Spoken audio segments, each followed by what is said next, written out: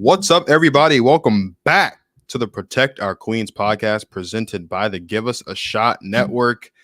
Once again, I feel like I should say once again, but really I'm saying welcome back to Martin Soaries. My man was out there in the jungle for a week and a half down there in Costa Rica doing basketball things. Welcome back, man. Thank you, man. Thank you. It's good to be back. We are back. Yes, we sir. are back. Yes, we are getting Doug back. What movie is that from? What movie is it? I don't know. Doug? You never saw The Hangover? Oh, no, I don't think I saw the original Hangover, I'll be honest. Really? Which movie has the one where they like end up at Mike Tyson's house and they find out that Mike Tyson has a tiger? Which one is that? Is that 3? I think that is 2 or 3. I think that's one of 2 or 3 is the only one out of the 3 I've saw, which is really odd. You gotta watch the original, man. You gotta see the original. It's the best one, I think. Still, I think that was the best. It probably is. The original is usually better than all. We are back. We are back. We are getting Doug back.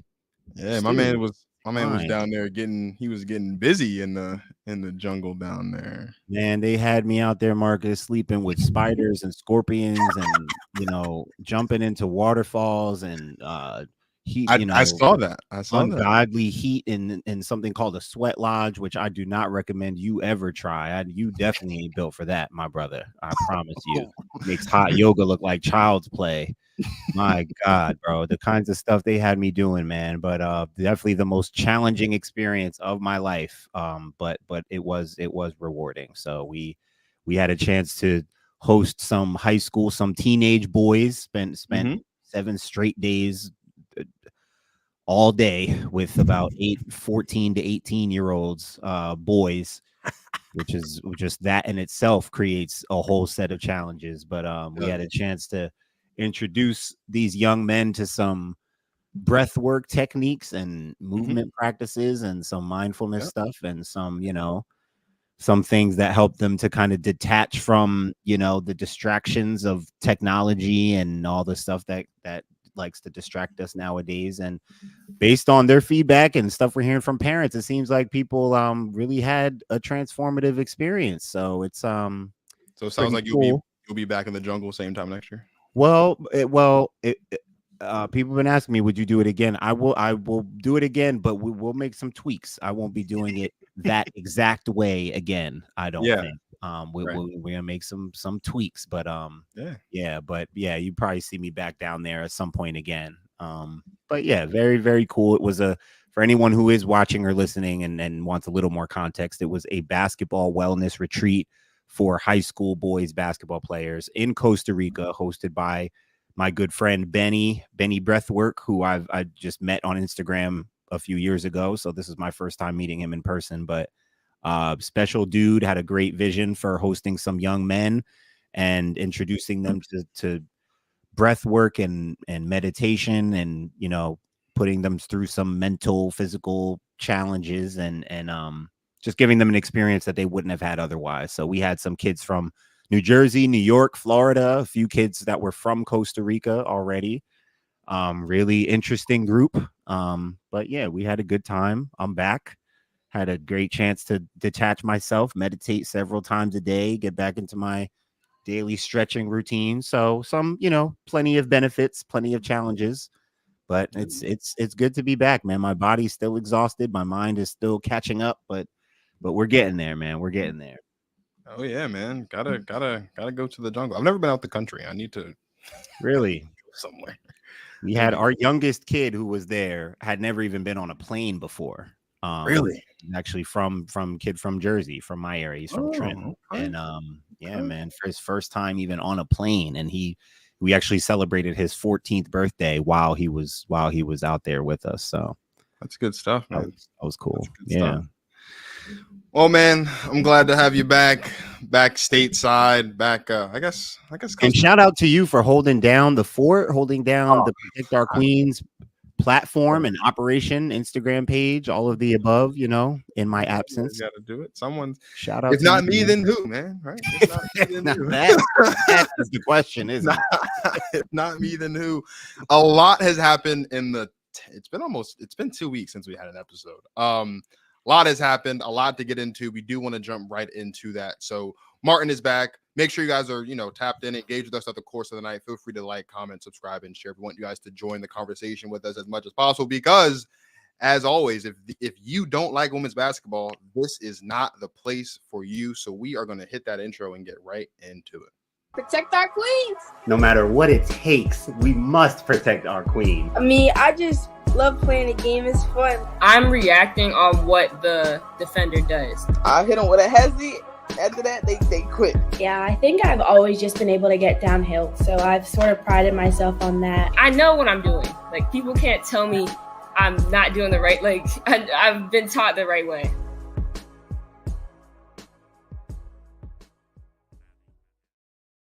You know what's really interesting? You know what's crazy about our intro? Sorry to hijack the start of the show, but just I couldn't help but just point out, we've had some really just great guests on the show. But the thing is, a lot of those people, like Michaela Blakes, she's committed to Vanderbilt. People will her name will start to ring off a little more in the coming years. More people will really learn about who she is. Diamond Johnson, she's been in college, obviously was at Rutgers, NC State, now at Norfolk State doing great things. Even more and more people will learn about, Diamond Johnson. Keomi McMiller, she's at Rutgers now. She was our very first guest on the show. Yeah, she's getting ready to really ring off. I mean, people are knowing and hearing about her, but when you get to the college level, and then a lot of these girls will go on to be, professionals and pros, and Hannah's right there on the intro, Notre Dame. Yeah, these are, it's just, I'm looking at all these girls and I'm like, yo, in the next 5 years, these are more people. There may be people who don't know them now who are really going to know them a lot more in the next few years, because they're all they're all at high level places or going to high level places, and will go even further beyond that. Almost, I would argue, probably all of those people will be pros someday, so just, protect our queens, man. We're here. Gotta make sure we're protecting our queens. I do want to, two other girls that we have. I mean, shout out to Gigi Banks and Khalees Fisher, who we've also had on the show. I know Gigi's in the intro. I don't think Khalees is in the intro because she's more of the newer, but both of them are a part of the new Overtime Select League that was going crazy same time at the Olympics. Gigi actually had a triple-double in one of the games, 23, 10, and 10. And Khalees is out there doing her thing as well. I mean, I saw one clip. I saw her hit what we talked about when she was on the show. She's out there throwing and looking off left hand, right hand. My God, they're doing things. And shout out to Overtime Select also. I know that I have a good friend of mine. He plays. I don't know if he still plays for one of the boys teams, but he did play at least last year and the year before. Shout out to my guy RJ.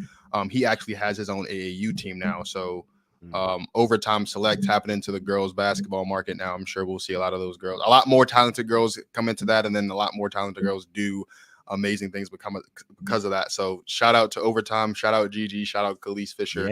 And we've had our eye on Kalina Smith. We've had our eye on Kalina. They don't call it Special K for no reason, man. That's a fact. I did a breakdown on my channel of Kalina, just from highlights that are out there from her playing AAU and stuff. She is special. I think she's number one in her class or something like that. Just definitely one of the top guards in the country right now. Definitely someone we look to have on the show at some point soon. There's probably some other girls over there at Overtime Select that will be the Paldo twins as well are over there. Paldo twins are over there. That's right as well. I've been shout out to their pops DJ.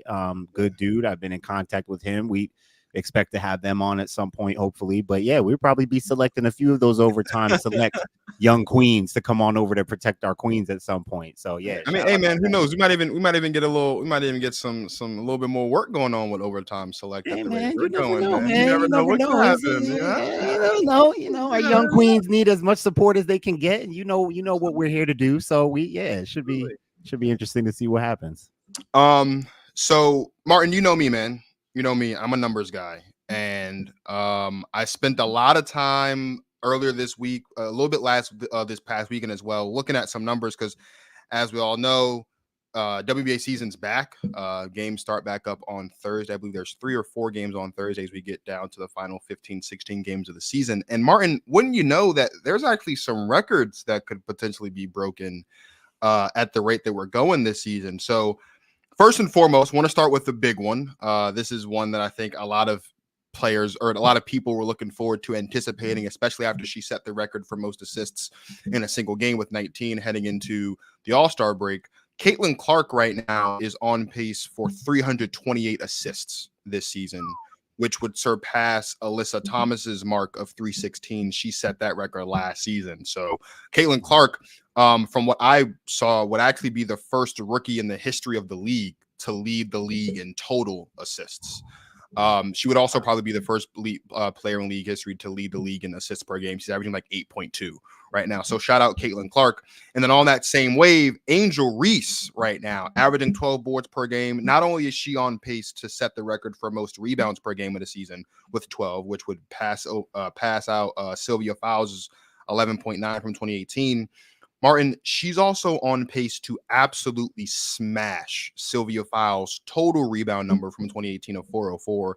She's on pace for 468 rebounds this season. So say what you want about Angel Reese and cherry picking her offensive rebound stats. We're not going to sit here and deny the fact that she is on a record-breaking pace this season.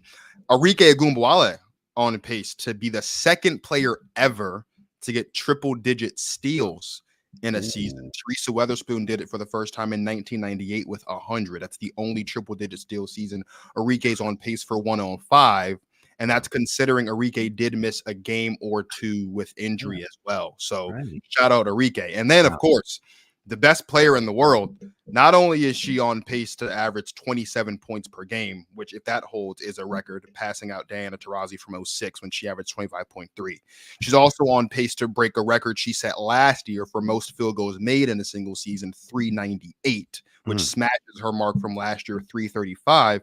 But Martin Sories, wouldn't you know that A'ja Wilson is also on pace to become the first player in the history of the league to score 1,000 points in a single season? Last season, Jewel Lloyd set the record for most points in a single season with 939. A'ja, at her 27 points per game pace, is on pace to hit 1060. She'd be the first and only player in WNBA history to get 1,000 points in a season. And the one that shocked me the most, obviously, is the A'ja one. And it reminded me of that conversation that we were having a couple weeks ago when we were talking about who the best scorers in the league were. Right. And how a couple weeks before that, you were talking about the Tim Duncan comp. And then in that conversation of scorers, you were like, I don't know if we can say that Asia's Tim Duncan anymore, because we never looked at Tim Duncan and said he was the best scorer in the league. And so the other thing, too, is it's crazy. And I make this point all the time. A'ja Wilson, despite being a 2-time MVP and should be 3-time MVP based on how she played last season, this is the best year of her career. Martin Sories, across the board.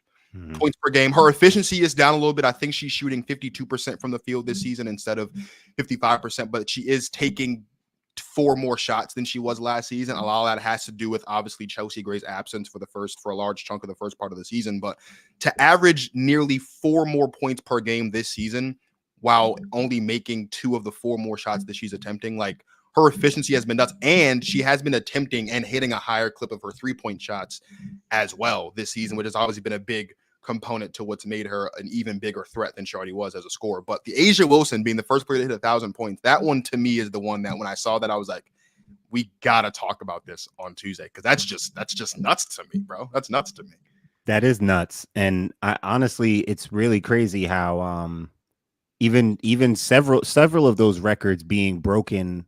The fact that, like, the assist one, the fact that Alyssa Thomas broke that record last year, and it's being broken a year, it on pace to be broken by the year after by a rookie. Yeah. The fact that A'ja this year, I mean, this feels like the year of women's basketball. Records are being broken. Yeah. The talent just is way more potent. The players who were already really good, A'ja Wilson, Brianna Stewart, Nafisa Collier, right? Sabrina, like all the players who were already good, it seems like they've all gotten better. Yeah. Right? Like it seems like everyone's going to just like another level right now. Absolutely. And the fact that these records, I mean, when you started pointing out some of those numbers to me, I'm like, man, that's just a testament to where we are with the talent level right now. These women are just going to another level. And I want to shout out a couple other players who aren't going to be breaking records, but are going to move into the top 5. Also with field goals made, Kalia Copper on pace for 320, which would be good for 3rd all time in a single season. Wow. Kayla McBride, who we talked about almost a month or so ago with her 3-point shooting, she's on pace to tie Diana Taurasi's mark of 121 from 06. And Kelsey Plum is on pace to be one short of her at 120. Asia Wilson has also been incredible rebounding. Asia Wilson or Angel Reese, one of those two will become the single season rebounds leader. Asia's on pace for 463 right now at the rate that she's rebounding, and she's at like 11.9. But they've both been rebounding at an insane clip. Alyssa Thomas on pace to hit 300 flat, which would tie Courtney Vandersloot's mark from 2019, tied for 4th. Asia Wilson, again, 109 blocks this season, good for 4th all time in a single season. And then Kalia Copper, again, with points, 908 would be good for 5th all time, just shy of Asia Wilson's 912 from last season. And if you look at some of these, a lot of these records, like the point records, the field goals made record, a lot of the assist record as well, a lot of those records were established last season as well. Like the entire top 5 at this point is on pace to be from last season and this season. Same thing with field goals made. Arike Gumbawale is in the top 5 of 3-pointers made in a single season. Obviously, Sabrina set that record last season with her incredible shooting year. I agree with you. Like, it's been a great year for records this season, and we're going to continue to see that, obviously, especially as we're talking about the potential of 4 more games being added to the season in the near future, where we're going up to 44 games. And also just, again, the talent that we're seeing enter the league at such a high level of talent entering at such a high rate of every single year we're getting 2, 3, 4, 5 like super high level, super high talented league ready players that we're going to get to see. And crazy to think, play basketball in 2 months, right, when the season starts back up. So yeah, man, I was just looking at those numbers this weekend, and I just wanted to talk about that because it's crazy to think how much the record books are going to be rewritten this season and how much they're going to be continue to be rewritten as the season go on. What number is Asia at with points right now? Do you have that number on you?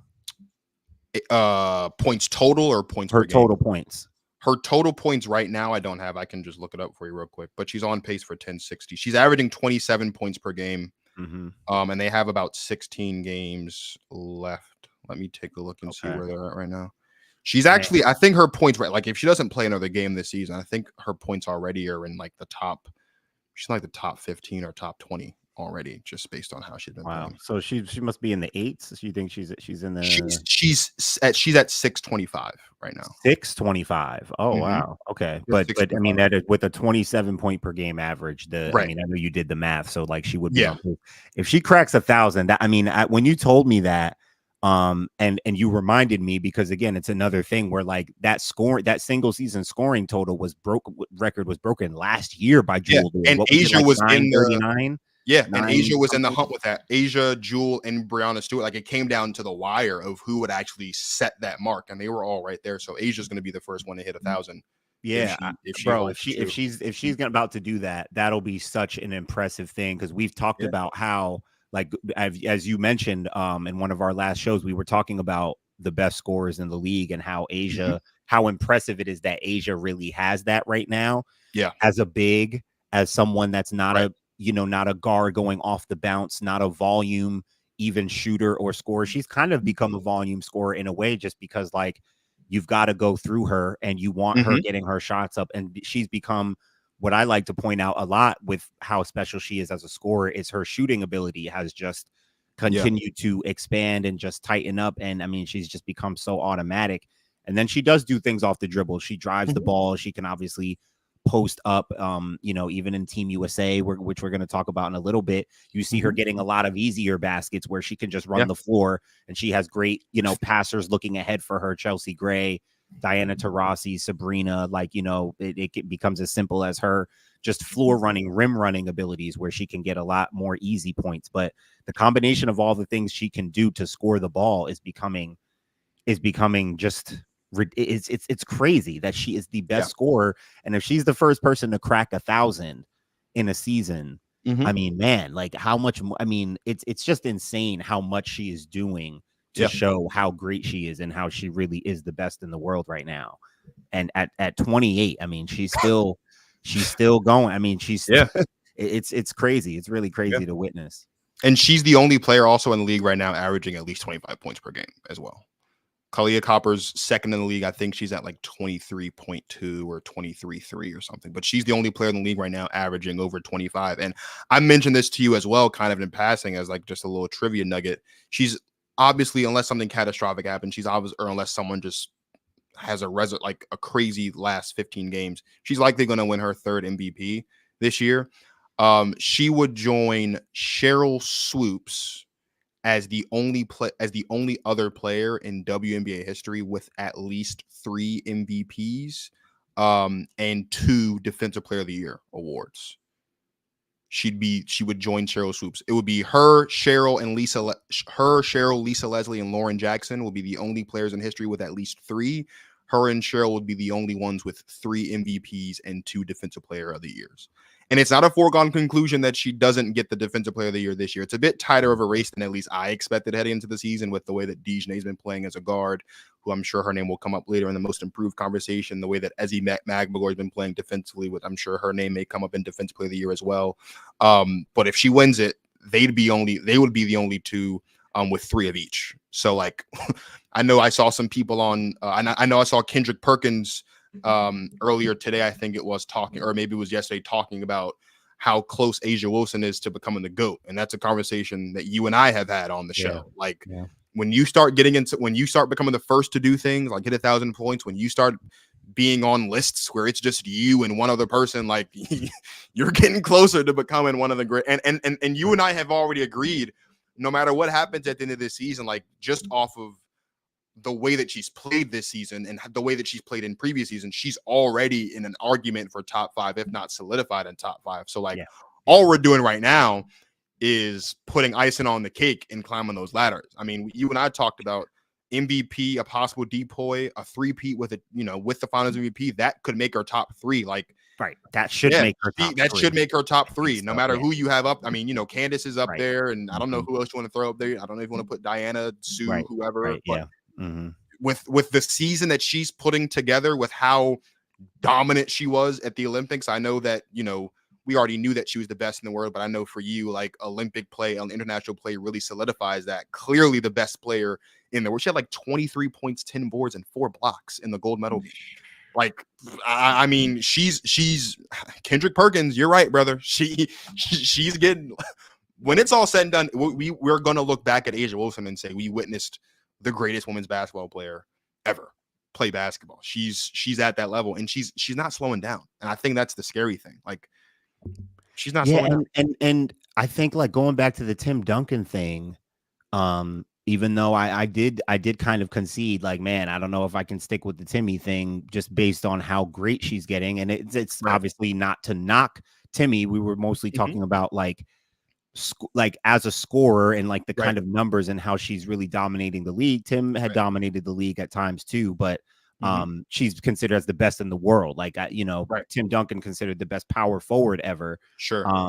A'ja is being considered as one of the best players ever. Again, so is Timmy, but I just think like Asia's going. I think the way A'ja goes about her business basketball wise, that is more of how I do still liken it to Tim Duncan, because you watch A'ja, again, she's playing mostly simple basketball. Like she's not.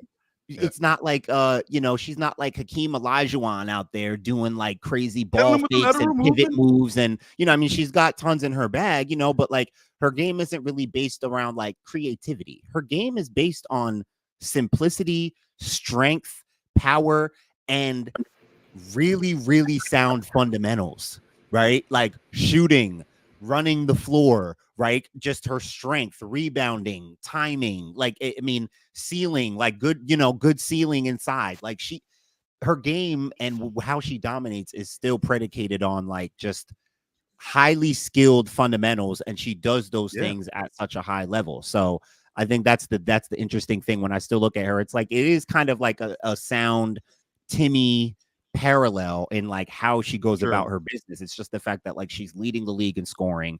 she's on pace to break scoring records. She's being acknowledged as the best scorer in the league. Like offensively, she's so dominant and so potent. But just the how she goes about her business, I think the Tim Duncan thing is still landing for me. Do you think it's fair to say that at this point, just because of it's so crazy, like to think like next year we can be talking about a scenario where we're seeing A'ja Wilson pull up from three, which just makes things even crazier. If she's because she's been doing it now, she hasn't just been pulling them willy nilly, but she's been adding that. So like for me, like she's adding more like bringing the ball. She's been encouraged to get the rebound and push herself more this year. Like that's that in terms of how she plays is obviously different from Tim. Like she is taking on a little more of like a wing dual forward, sometimes guard-ish kind of role. So that we are starting to see that happen a little bit. I mean, we have a player in A'ja Wilson who I agree 100% like plays the game with the simplicity of a Tim Duncan, as far as like it just comes very easy. It's not demonstrative, it's not boisterous, but she has, to me, I would think, from looking at these numbers and just going back and just looking at how she's been playing, like to me, I would look at this and say like she plays the game with a level of dominance and a level of intensity that reminds me, I guess, on the men's side of someone like Shaq. Like there was no stopping Shaq from a dominant, I mean, we look at Shaq and we say that he's the most dominant player the game has ever seen for those reasons. Obviously, A'ja has a lot more to her game than Shaq because Shaq couldn't shoot to save his life. But from a dominant standpoint, like if you take the dominance of Shaq and you couple that with the simplicity of a Tim Duncan, to me, I look at that and say the mixture of those two is an A'ja Wilson. Like I watch A'ja Wilson and I make this joke all the time on the show, especially playoff time. Like when she gets rolling and that left leg stomps, bro, like that's it, man. Well, and you make a good point. And I brought that up when I did the Tim Duncan comparison. Like obviously the personality is a huge difference too, because Asia's got the personality. Tim was known as being quiet, reserved, so I like how you bring that up because that's an interesting point, because like that is how A'ja does dominate in a way that that is comparable to Shaq. And this is what I was trying to remember when Chaz Franklin was on the show and used that word to describe A'ja, her intensity, like what he really was trying to emphasize to us from being a WNBA coach there, seeing her in person on the sidelines. His main thing with A'ja was like, yo, her intensity is just on another level. And that's not how you would describe like a Tim. Like Tim wasn't like an intense, personality and screaming on the N1. That wasn't what he was known for. And that's what Chaz was really pointing out, was like, yo, she goes so hard and she's so passionate too. Like you see the passion. I think that's tied into what he was talking about with her intensity as well.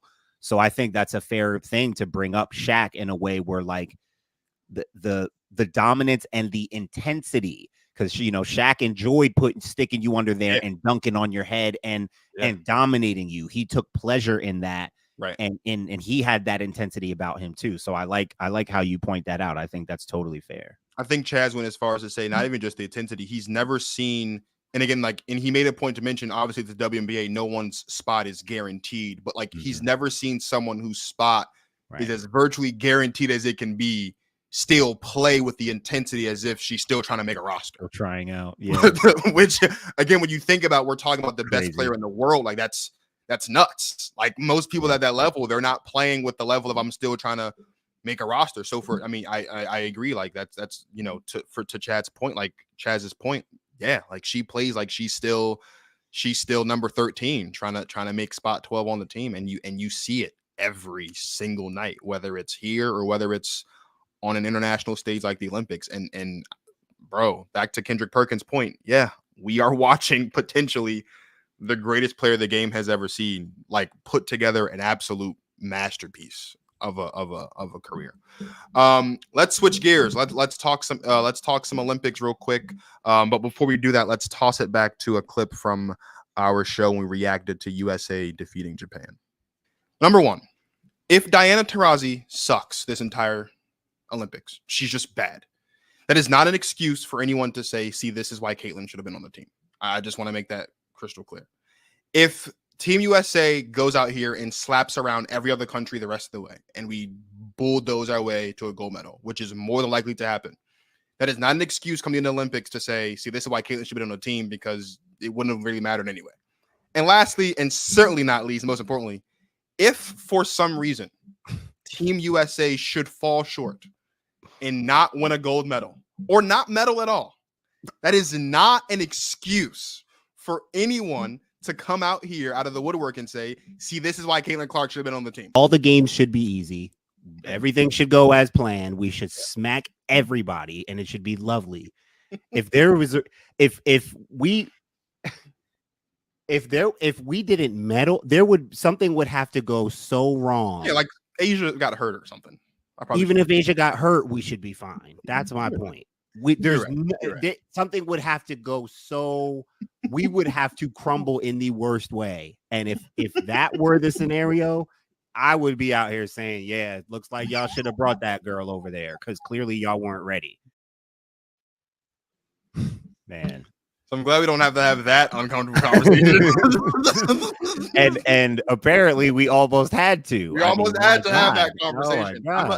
I'm gonna say this, and I want to get your thoughts on this because I got to watch a little bit of the game. I was at church, but then I got to watch. I was able to watch the tail end of the game because the service had ended, and I'm watching that final possession, and Gabby Williams comes up with the ball, and her toe is on the line, and if not for her toe being on the line, game goes overtime. I'm gonna be honest with you, bro. I don't know if Team USA wins that game if her toe's not on the line. Mm-hmm. Like that's how I, as a sports fan, you always we've all had moments when everything is clinched and you're feeling really tense. That was probably the most tense I ever felt watching a Team USA women's basketball game, just because of how tit for tat the game was. I was telling someone, I was telling a friend of mine that we were just talking about the game, and I was like, man, like the whistle was very loose until like it was a very tight whistle until like the end of the game when they actually started calling the fouls. So, like there was a lot of back and forth, a lot of calls that we thought should have went our way that didn't. It was a very back and forth game. At one point, I think we were down as much as 10. And it goes back to, reminded me of what we were talking about when we reacted to that Japan game and how we talked about the fact that we as a team hit 4 threes, but still beat Japan by like 30 or whatever it was. We hit 2 threes in that game on Sunday. We were like 2 for 12 or 2 for 14 or something like that. And I thought, just like you thought, kind of like we talked, that the shooting, that was like an isolated incident, but that bad shooting almost came back and bit us in the butt at the end. And when you consider the players on this team, shooting is not the thing that I thought would almost do us in. I mean, we're talking about a team with Kelsey Plum and Jackie Young and Jewel Lloyd, Sabrina, like the shooters we have on this team, for shooting to almost do us in. That was kind of interesting. So I think we were pretty close to having a very uncomfortable conversation Sunday if we didn't win that game. But yeah, they did what they needed to do to make sure that they can be in a position to win the game, and they did. But that was a very tight game, like from top to bottom. Watching. Yeah, well, I do think and I was in Costa Rica. I barely got to watch the tail end of the Olympics for men and women. I got to see some stuff here and there, but I watched the highlights back a little bit, and even though we know like all of our players can shoot. I mean, even Brittany Griner can hit a 15-footer or 20-footer. Right. I mean, like making shots, it's not like we had non-shooting. Alyssa Thomas is the only non-shooter kind of we have on our roster. Everyone else can shoot, can hit shots, from high-level shooters like Diana and Sabrina to just players that can just flat out hit shots. Jackie Young, Kalia Copper, Jewel Lloyd, these players can just flat out hit shots. But and remember when we talked about the team, I had said I felt like the story of the team would be the guard play. I was so excited about the different combinations of guards we could go to with Kelsey and Sabrina and Jackie and Kalia. We still have Chelsea Gray out there. I'm like, man, our guards, not that they would carry us, but I felt like our guards would kind of become the story over time. Right. But the story still became our size, our versatility. It looked like we really were sticking with that Asia Stewie and Nafisa 3-person front court, where our versatility and our length and our size was really just became our advantage. And then we bring BG off the bench and she's beating up anybody inside. You're not stopping her. She's just too big. So I think when I looked at the highlights and I looked at how we were playing and it looked and how our system seemed to be offensively, we weren't really like running and gunning, 7 seconds or less, 4 out, 1 in, dribble, drive, dribble, kick, drive and kick.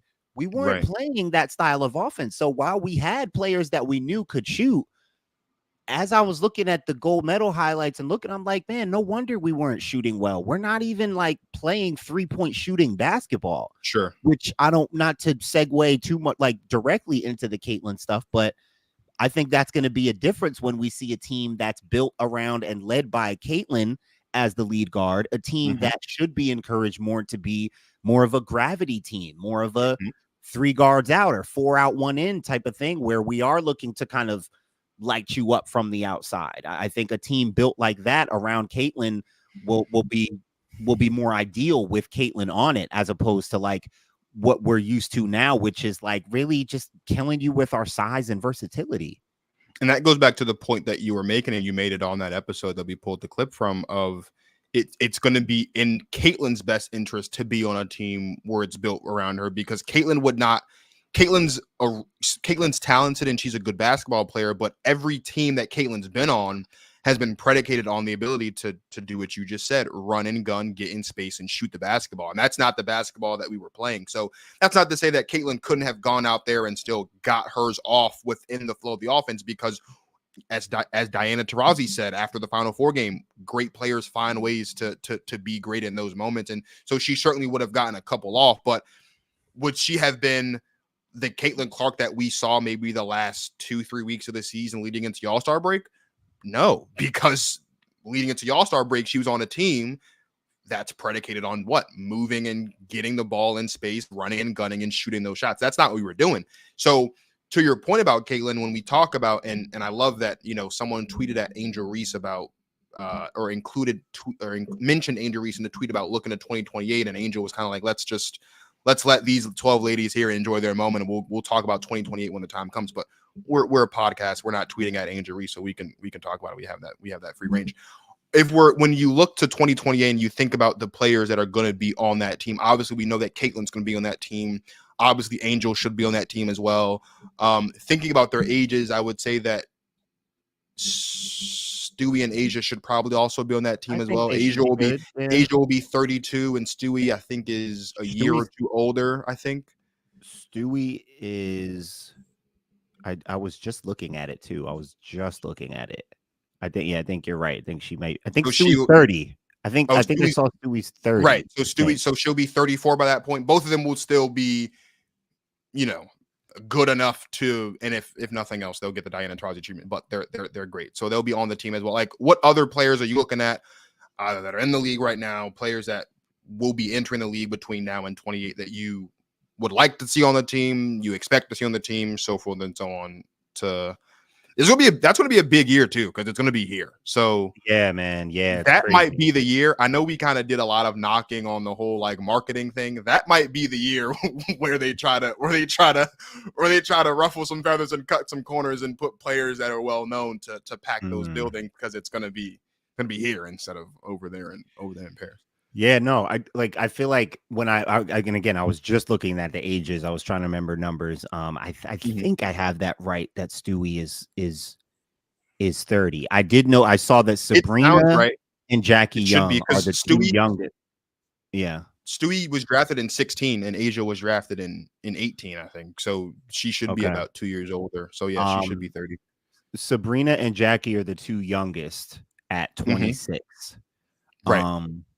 Alyssa Thomas is probably out of there. She's already 32. Diana's obviously out of there. She's the oldest by far.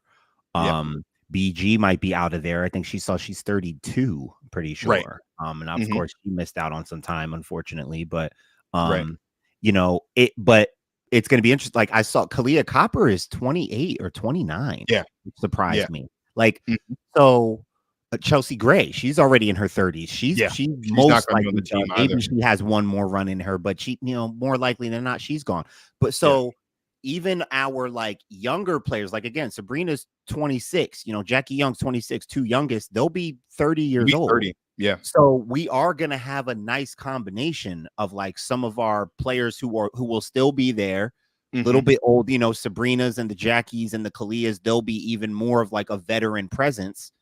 But it's the team in 28 is going to be a combination of like, they won't be, and it's going to be cool because it's like they're not going to be too old. Like you mentioned, Asia and Stewie should still be pretty good to go. Asia will probably be on the tail end of her prime. Like she should still be plenty good to go. So we should have a really nice, interesting combination of like our older veteran players who are still good, some of them still elite, and some of our younger players like Caitlin and Angel are going to be the two headliners. Obviously, I don't really think of anyone like right away off the top of my head. I don't know if you have anyone else in mind specifically that could in the league work right or make now. sense, then that's in the league or not in the league. Anyone. I'm just thinking of like younger players. Like Caitlin and Angel are going to be on that team. Yeah, they're going to be on that team. Maybe Cam Brink. Maybe I would know. I would say that Cam Brink would be on that team. I think. Yeah. Maybe. I think. I mean, she'll have just as much. I mean, technically a little bit less because she's not playing this year because of the ACL, but she'll still have as much WNBA exposure as Cam Brink. No, yeah, I was going to say she might not be on the team because of 3v3, but she'll be on that. She'll be on that team. You know who needs to be on the team for more reasons than one, and I won't say too much on it, but Ryan Howard needs to be on that team. Yeah, she better make sure she's on that team. That's a great point. We should almost need her. Like she's too you good. Would want her to be on the team. She's too good to not. She's. I know she's having a down year this year, but she's too good not to be on in that. 4 years. I mean, in the next few years, I had high hopes for her this season, and she hasn't been too great this year, but just talent wise, ability wise, we know what she is and what she can do, and over the next few years, as she continues to show who she really is, by 2028, she should be a lock. And that should be a great addition. So this is something that's interesting because it's interesting that the men don't do this and the women's do. And I think I don't know if it's intentional or not, but it is interesting if it is. You have certain players, and I'll use Ryan Howard as an example because of the 4 players on the 3x3 team from this year, Ryan Howard's the only one that would likely make the. I mean, obviously, Dearica Hamby's not going to be at that level. She might be back on 3v3, but not on the Olympic team. Haley Van Lith will be in the league, but Haley Van Lith won't be on. She won't be on the Olympic team either. And then I can't think of the other player's name, but she's not in the league at all, so she wouldn't be on the Olympic team. I wonder if there's any benefit to Team USA using the 3x3 team as a way to get players ready for the traditional Olympic team. And what I mean by that is, and this stems from a conversation I was having with a friend of mine, shout out Janae, because we were going back and forth about this. The one thing that I kind of made a point to a lot of fans as relates to Diana Taurasi specifically on the legacy aspect of it, like her being a legacy pick, and I mentioned this on the show, is the amount of experience she has playing international basketball. And the importance in remembering that the rules that these ladies are playing for World Cup and Olympics and things are not the rules that they're playing here in the WNBA. And I wonder if maybe there's any value in having players, younger players like a Juju Watkins, for example, who, again, might be on the team just off the strength of her name value. The fact that she's coming from USC and the Olympics is in LA. I think she'll be coming out in 27. So she would also kind of be like a Shamik Holdsclaw, where she'd have a full rookie season before the Olympic year the following year, where you can put some of those younger players and get them to dip their toes into an international play by playing on the 3v3 team. Because let's be honest, with the rise of overtime, I mean, overtime more so affects like high school and college girls, but like with Unrivaled, for example, I'm sure the growth of Unrivaled over the next 4 years and any other potential alternative to players going international during the WNBA offseason as a direct response to what happened with Brittany Griner, obviously, the odds, the likelihood of us seeing American WNBA players going and playing in the Turkish league or going and playing in the Euro League over the next 4 years, I feel like is dwindling. But you don't also want them to just be going out there and playing international basketball for the first time and playing under those rules for the first time in the Olympics. Like, I wonder if there's any value or if there's going to be any intent in making sure that any player that Team USA might want to be on that team come 2028, especially the younger players who aren't in the league right now, has some exposure to that, if that means putting them on a 3x3 World Cup team, if that means making sure that as they're in college or as they're coming up into college, they're participating in like the FIBA World Cup and the America Cup and all that stuff, so that when it's time for them to go to the Olympics and be in LA in 2028, they're not playing under FIBA rules for the first time. And I guess I kind of want to get your thoughts on that, because I feel like that's something that not a lot of people take into consideration, because it's not something that's really thought about, the fact that the rules that they play Olympics are not the rules that they're playing in the WNBA. Like there are stark differences between the two. Yeah, there are. No, I think that's valid. I think it's a valid point. I think that's something that they should and will kind of look to do. I think there's something to like the idea of just wearing USA on your chest. I think there, when you listen to people talk about USA basketball and Team USA and stuff, like it's really like, it's like a fraternity, a sorority. It's like it's a rite of passage. So even if it's just 3-on-3, like when you talk about getting used to the rules and stuff, I feel like you also have to even just get used to wearing USA on your chest, representing, playing for your country, like playing, as opposed to playing for your franchise or your college team. Like, I feel like that's something you have to get used to too. And it's a bigger great way to responsibility.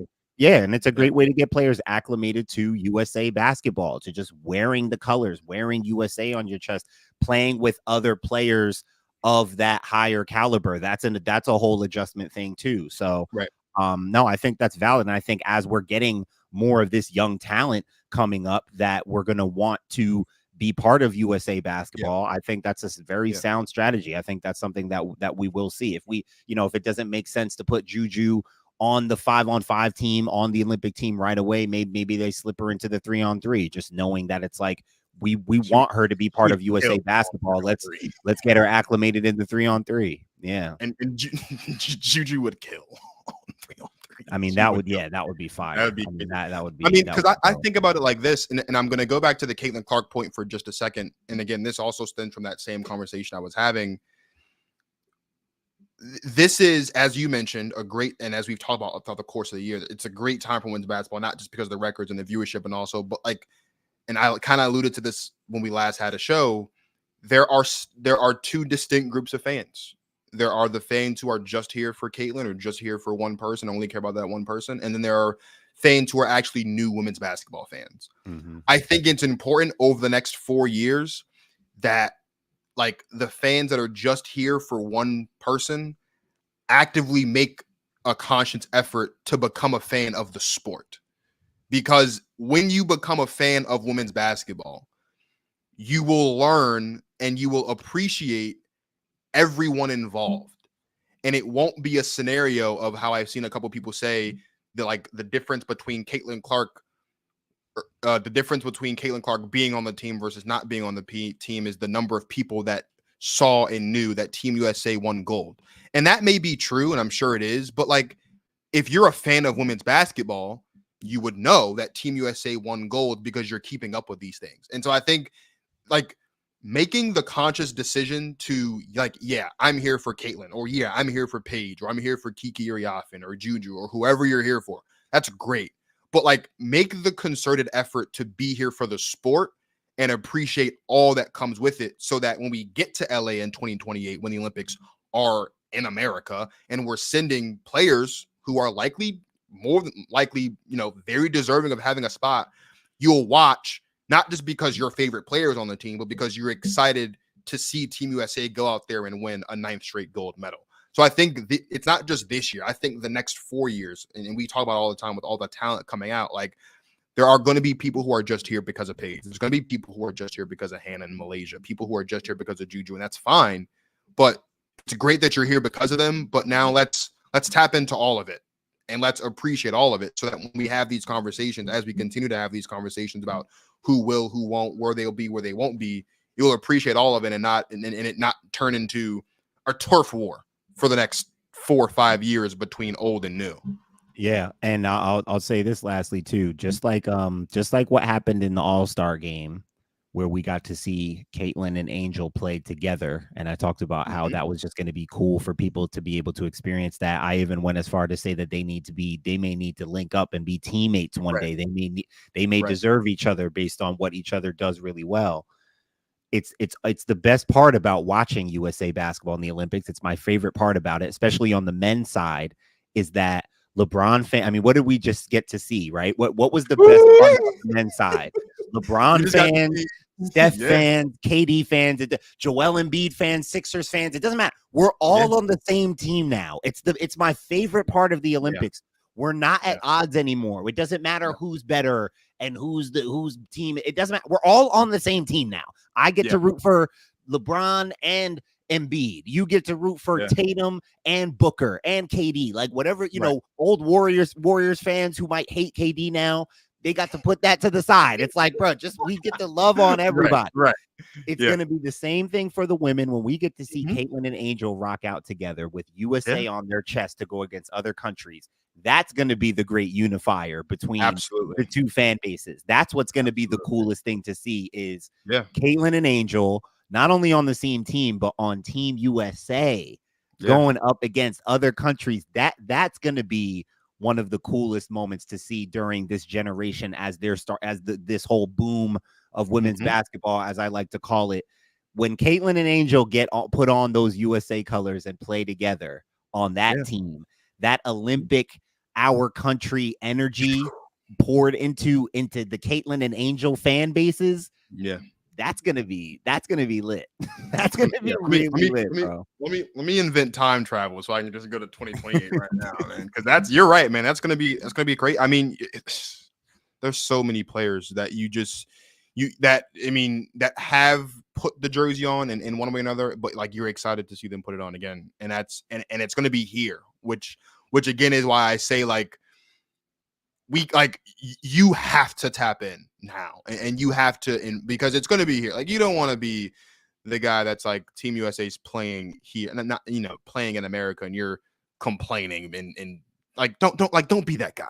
Don't be that. But it's not going to be that, bro. It's going to be it's going to be very similar to the energy we see with like LeBron and KD are in terms of fan bases, like the fan bases create this rivalry. KD and Steph and LeBron, but think about it. Like we've watched the women's team. There haven't been like real internal rivalries. So like when we get to see Diana play when we see Asia and Stewie play together, it's fire. But guess what? Like they respect each other. They're friends. There's not like there's a rivalry in the sense that they're the two best players in the league.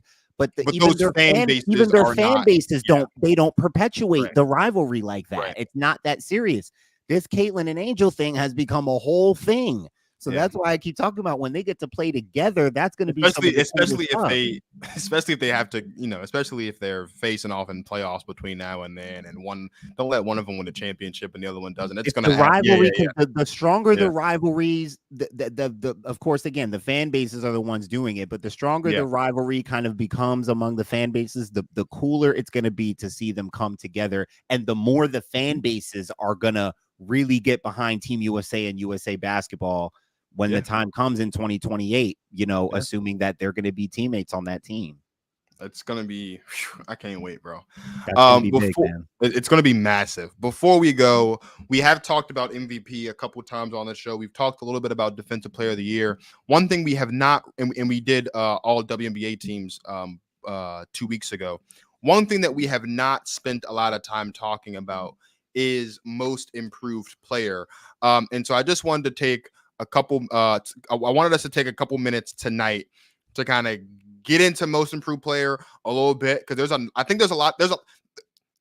to me, I would say there's 3 or 4 names possibly that you can throw into the most improved player hat. I think that conversation has to start with Dejanay Carrington. And I've mentioned that a couple of times, with this being the first year that she's starting. She's potentially in the Defensive Player of the Year conversation, how great she's been playing this year. Me personally, I think Ezzy Magbagor also has to be in that conversation. She's second in the league in blocks, like 2.5 blocks per game right now. Like she's given Asia a run for her money on the total block count for the season. I think Kayla McBride has to be in that conversation as well. Maybe not because she's actually made that most improvement, but just because she has stepped up majorly and been a very key asset for this team in Minnesota. And I would say the only other player I can think of right now that you have to put in that conversation, of course, is Dearica Hamby, because there was a large chunk of the first part of the season when she was an MVP candidate, right? And so, Martin, if you had to pick one of those four, or just any player in the league maybe that I didn't mention, if you were like voting for most improved player right now, who would get your vote? I think DiJonai is a strong front runner right now. I'll throw a couple more names in there. I think Alana Smith from Minnesota deserves consideration. If you watch them, you see how sound and solid she is. You know, she's really versatile. She plays really good basketball, and she's a big part of what makes them so effective. And I think her name should be in there. And then I'll say this. I don't think she'll be up for the award. I certainly don't think she'll win it. And it may not be that appropriate, but I just think based on what we all see from how much better she looks, Sabrina Ionescu comes to mind when I think of most improved. That's like the numbers may not support. Some of her numbers may look a little better, but her averages are probably around the same. Probably. It's not about the numbers. It's all eye test. It's all if you're watching how she plays, what spot she's getting to, the pace she's playing with. It's totally different, and it's much improved from her as just an elite guard. So I think DiJonai is a strong front runner right now based on the first part of the season. She's been hitting her shots. We've known she's been a good defender, but offensively, I think she's really stepped up. I've said to you, I think Connecticut, their title chances rely on Ty Harris and DiJonai Carrington making shots.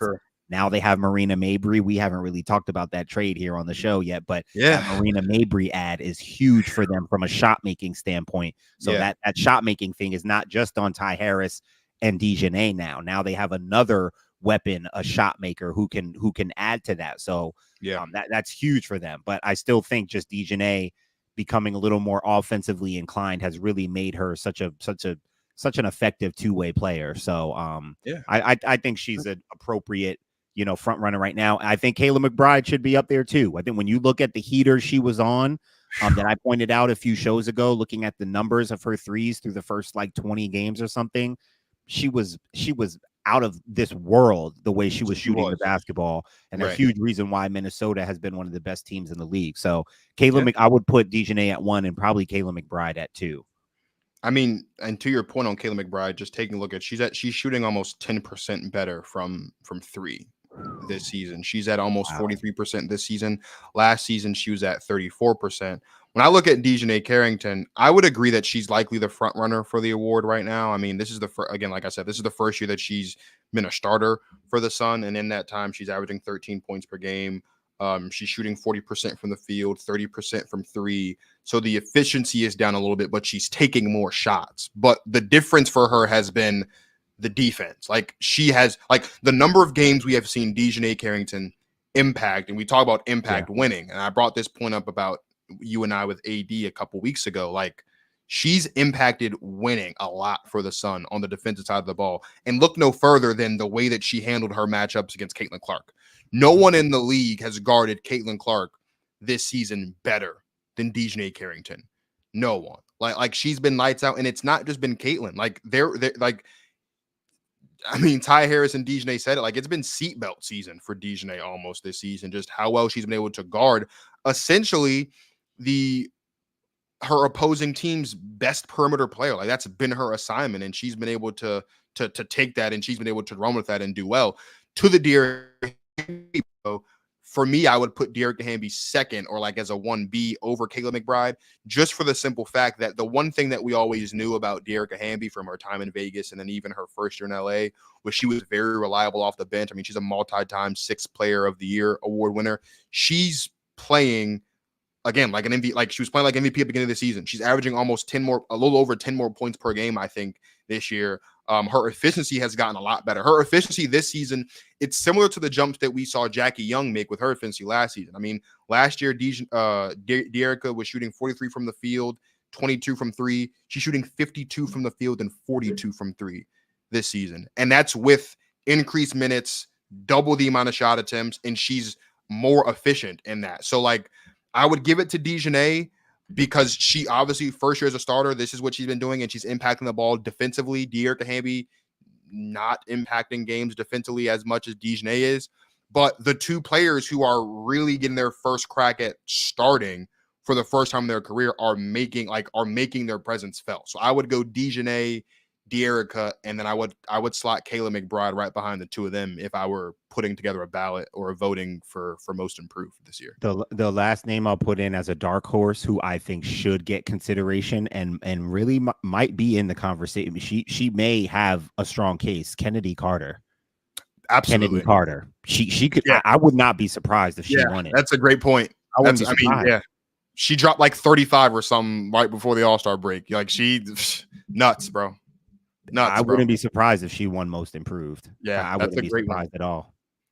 I mean, there's a lot of great options. And again, it goes back just to the how great the talent has been, how much better the talent's getting. They're like, this is gonna Kennedy Carter, Dejanay, De'Erica, Alana Smith, De'Erica Hamby, Kayla McBride, Ezzy McGregor. Like, there's a lot of players, man, that you can look at and say, they are in that. This one's a lot. I think last year it was like obvious it was Satu because she had spent so much time dealing with injury, and she comes back her first healthy season. Yeah. Shout out to Satu, by the way. She's gonna be playing her first game this week in the WNBA. Can't wait for that. Like, she came back and she was everything that we thought she was gonna be, despite the fact there was some rumors about, like, questions about, like, does Dallas need to move on from Satu with all the injury? And she came out there and she was their second best player on the team, and some ends their best player on the team. Mini unicorn. We talked about it one of the first episodes of the show, and she came out there and she got the job done. It was obvious it was Satu last year. This year, I mean, again, and the year before it was Jackie Young, and that felt obvious. That one felt obvious, because those were two players who started to become household names on their teams and in the league, and yeah, I think this year it's going to be. There's several people who are deserving, truly deserving of the award. Well, it was nice to get back into the swing of things. And you know what, Martin Sories? Hey, are you going? I just meant to ask you at the top of the show. You getting ready for Hawaii or something? I did an event at work last Thursday, a school event. We just set up a table and interacted with some families in the community, and they were handing out lays, and so it's a special occasion because you're back. So like, I'm feeling a little festive, so I just popped the lay on before we went on. But hey, man, speaking of special occasions, countdown's on, bro. 30 days to the day of a year of Protect Our Queens. September 13th last year was the first episode of Protect Our Queens. Today is August 13th. And on that same wave of special occasions, next Tuesday, I told Martin this yesterday, next Tuesday is 4 years of me running my mouth about sports. 4 years to the day. August 20th, 2020 was the first episode of what was then known as the GOAT Talk podcast. And there's been a lot of changes and growths and developments along the way. So next Tuesday is going to be a very special night. Whether or not we have a show next Tuesday night is still kind of up in the air because I do work Mystics games, and the Mystics do have a home game against the Storm.